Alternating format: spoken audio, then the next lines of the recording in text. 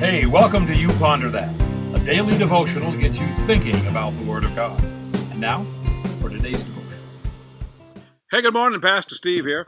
Proverbs 29:25. The fear of man bringeth a snare, but whoso putteth his trust in the Lord shall be safe.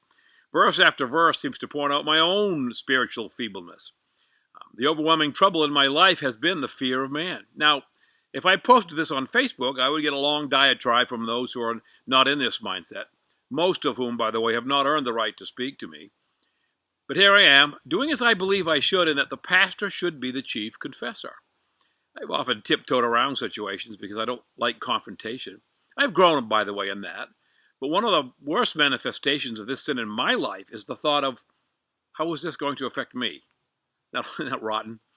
A situation develops, I need to deal with it. But that evil thought keeps me from entering the fray.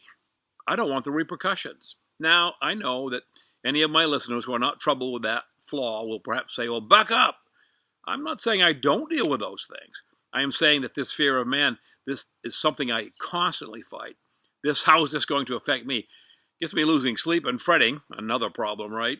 Until I find the resolve to do what I need to do and never mind how I feel. There are those who can rush in and deal with things. Get her done. Well, maybe they need to slow down too and realize that we need to deal with things in a gentle manner, with a restorative spirit. So I'll pray for them.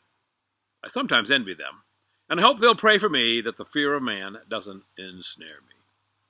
You ponder that, Pastor Steve.